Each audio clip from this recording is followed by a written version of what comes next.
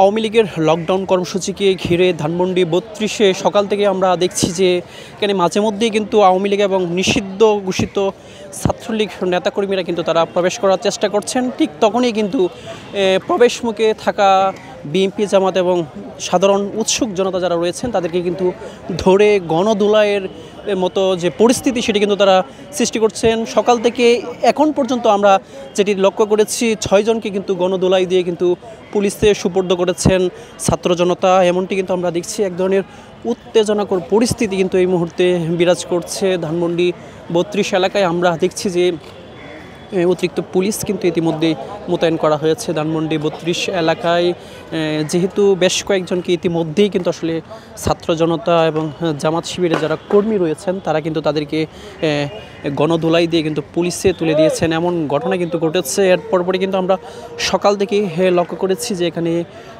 পুলিশের পাশাপাশি কিন্তু র্যাব এবং বিজিবি সদস্যরা কিন্তু কাজ করছিলেন এবং এই সকাল থেকে এখন অবধি আমরা যে বিষয়টি লক্ষ্য করেছি 6 জন আওয়ামী লীগ এবং নিষিদ্ধ ঘোষিত ছাত্রলীগ নেতাকর্মীদেরকে কিন্তু গণধোলাই দিয়ে পুলিশে তুলে দিয়েছেন ছাত্র জনতা এবং বিএনপি জামাতের বেশ কয়েকজন নেতাকর্মী কিন্তু আমরা দেখেছি। তারা কিন্তু ধানমন্ডি ৩২-এর যে প্রবেশ মুখ রয়েছে সেই প্রবেশ মুখে কিন্তু সকাল থেকে তারা অবস্থান নিয়েছেন এবং তারা কিন্তু বিভিন্ন স্লোগান কিন্তু দিচ্ছেন। আমরা এই মুহূর্তে আপনাদেরকে দেখাচ্ছি যে ধানমন্ডি ৩২-এর ভিতরে যে পরিস্থিতি আমরা দেখছি যে যতই সময় যাচ্ছে ততই কিন্তু যেমন উৎসুক জনতা যেমন ভিড় করছে ঠিক তেমনই কিন্তু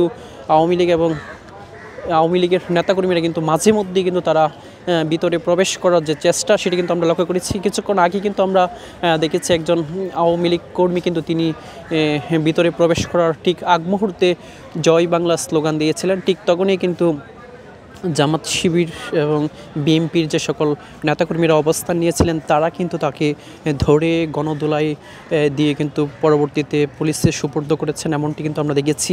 এর আগেও কিন্তু আমরা দেখেছি বেশ কয়েকজন কিন্তু তারা প্রবেশের সময় কিন্তু তাদের মোবাইল ফোন চেক করার পর কিন্তু আওয়ামী লীগের বেশ কিছু কার্যক্রম কিন্তু তার মোবাইলে পাওয়ার পরেই কিন্তু তাদেরকে গণধোলাইয়ের মতো পরিস্থিতিতে সম্মুখীন হতে হয়েছে, এমনটি কিন্তু আমরা লক্ষ্য করেছি।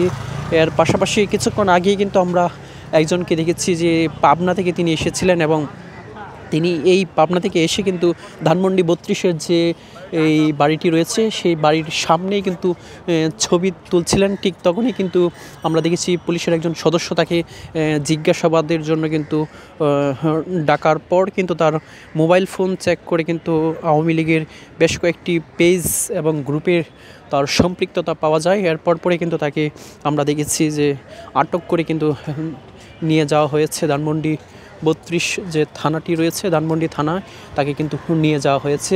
সব মিলিয়ে এখন পর্যন্ত আমরা যেটি লক্ষ্য করেছি যে সকাল থেকে এখন পর্যন্ত 6 জন আওয়ামী লীগ এবং ছাত্রলীগের নেতাকর্মীকে কিন্তু ধানমন্ডি ৩২ থেকে তাদেরকে আটক করে কিন্তু থানায় নিয়ে যাওয়া হয়েছে এবং বেশ কয়েকজন কিন্তু আমরা দেখেছি যে গণধোলাইয়ের যে শিকার হয়েছেন এবং এই গণধোলাইয়ের এক পর্যায়ে কিন্তু আমরা দেখছি যে তাদের মাথাও কিন্তু ফেটে গিয়েছে। আপনাদেরকে দেখাচ্ছি যে আসলে এই সার্বিক পরিস্থিতি নিয়ন্ত্রণে কিন্তু সকাল থেকেই বর্ডার গার্ড বাংলাদেশ বিজিবির সদস্যরা কিন্তু তারা এই ধানমন্ডি ৩২ যে সড়কটি রয়েছে সেই সড়কে কিন্তু তারা অবস্থান নিয়েছে।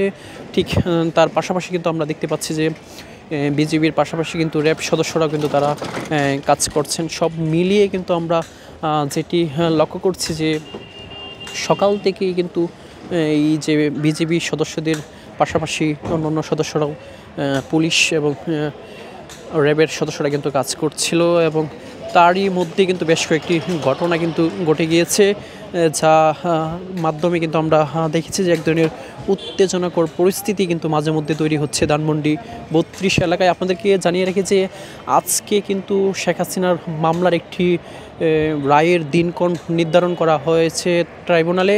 সেই দিনক্ষণটির বিষয়ে কিন্তু আওয়ামী লীগের পক্ষ থেকে লকডাউন কর্মসূচি দেওয়া হয়েছিল, তারই প্রেক্ষিতে কিন্তু সকাল থেকে আমরা দেখেছি যে প্রবেশ মুখ যেগুলো রয়েছে সেই প্রবেশ মুখে কিন্তু বাংলাদেশ জামায়াত ইসলামী, ইসলামী ছাত্র শিবিরের পাশাপাশি কিন্তু বিএনপির নেতৃবৃন্দরা কিন্তু তারা অবস্থান নিয়ে কিন্তু তারা দলীয় বিভিন্ন স্লোগান কিন্তু তারা দিয়ে আসছিলেন। এবং আমরা যেটি লক্ষ্য করেছি, যখনই কোনো আওয়ামী লীগ এবং ছাত্রলীগের কোনো নেতাকর্মীকে তারা যখন আটক করেছেন, তখনই কিন্তু গণধোলাই দিয়ে কিন্তু তারা পুলিশে সুপর্দ করে দিয়েছেন। এর পাশাপাশি যদি আপনাদেরকে জানিয়ে রাখি, ধানমন্ডি 32-এর যে প্রবেশমুখগুলো, দুটি প্রবেশমুখ রয়েছে, দুটি প্রবেশমুখই কিন্তু একেবারেই কিন্তু জনসাধারণের জন্য কিন্তু বন্ধ করে দেওয়া হয়েছে। এর পাশাপাশি কিন্তু আমরা দেখছি যারাই কিন্তু আসলে প্রবেশ করতে চাচ্ছেন ধানমন্ডি 32-এ, তাদেরকে কিন্তু আমরা দেখছি পরিচয় শনাক্ত করেই কিন্তু তাদেরকে ভিতরে প্রবেশ করতে দেওয়া হচ্ছে।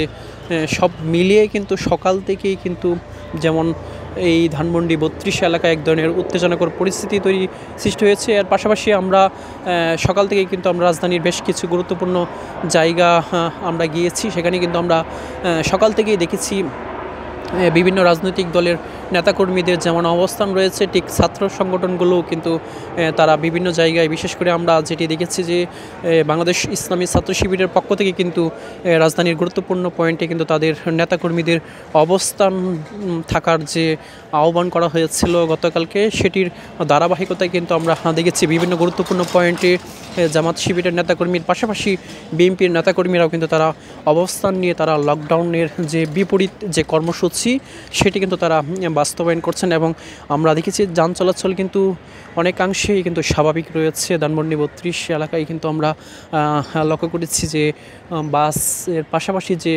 গণপরিবহন রয়েছে সেগুলো কিন্তু স্বাভাবিক নিয়মেই কিন্তু চলাচল করছে। এবং এর পাশাপাশি আমরা যেটি দেখেছি যে প্রত্যেকটি গুরুত্বপূর্ণ পয়েন্টেই কিন্তু পুলিশ এবং বিজিবি মোতায়েন করা হয়েছে যাতে কোনো প্রকার নাশকতা না ঘটাতে পারে। আপনাদেরকে যদি জানিয়ে রাখি যে এই লকডাউন কর্মসূচিকে ঘিরে কিন্তু আওয়ামী লীগের নেতাকর্মীরা কিন্তু বেশ কয়েকদিন যাবতই বেশ কয়েকটি বাসে অগ্নিকাণ্ডের মতো ঘটনা ঘটিয়েছে এবং বেশ কিছু গুরুত্বপূর্ণ স্থাপনায় কিন্তু তারা ককটেল বিস্ফোরণ ঘটিয়েছে। এই যে এক ধরনের আতঙ্ক পরিস্থিতি তৈরি করেছিল, সেটির প্রেক্ষিতে কিন্তু সার্বিক বিষয়টিকে মাথায় রেখে প্রশাসনের পক্ষ থেকে কিন্তু আমরা দেখেছি যে স্বরাষ্ট্র মন্ত্রণালয়ের পক্ষ থেকে এই ঢাকা শহর, ঢাকার আশপাশে যে গুরুত্বপূর্ণ যে জেলাগুলো রয়েছে সেই জেলাগুলোতে কিন্তু বিজিবি মোতায়েন করা হয়েছে। এর পাশাপাশি কিন্তু আমরা দেখেছি গতকাল রাতেও কিন্তু বিশেষ করে ফার্মগেট এলাকায় কিন্তু সেনাবাহিনীর পক্ষ থেকে কিন্তু টহল দেওয়া হয়েছিল। এর পাশাপাশি কিন্তু বেশ কিছু গুরুত্বপূর্ণ জায়গায় কিন্তু আমরা দেখেছি যে প্রত্যেকটি গুরুত্বপূর্ণ পয়েন্টেই কিন্তু পুলিশের পক্ষ থেকে সন্দেহভাজন কাউকে দেখলেই কিন্তু তাকে দেখে তল্লাশি করে কিন্তু তার পরবর্তীতে কিন্তু তাকে ছাড়া হয়েছে। এমন পরিস্থিতি কিন্তু আমরা দেখেছি। আমরা সব মিলিয়ে যেটি দেখছি যে ধানমন্ডি 32 এলাকায় কিন্তু একেবারেই কিন্তু জনশূন্য, এবং যখনই কোনো আওয়ামী লীগের নেতাকর্মীরা ভিতরে প্রবেশ করার যে প্রচেষ্টা সেটি চালাচ্ছে, তখনই কিন্তু তাদেরকে আটক করে কিন্তু তাদেরকে গণধোলাই দিয়ে কিন্তু তাদেরকে পুলিশে সুপর্দ করছেন জামাত শিবির এবং বিএনপির নেতাকর্মীরা। এমনটি কিন্তু আমরা লক্ষ্য করেছি। তো এখন পর্যন্ত এই ছিল আমার কাছে ধানমন্ডি 32 এলাকায় লকডাউন কর্মসূচিকে ঘিরে মাঝে মধ্যে যে উত্তেজনাকর পরিস্থিতি তৈরি হচ্ছে সেই পরিস্থিতির সবশেষ তথ্য।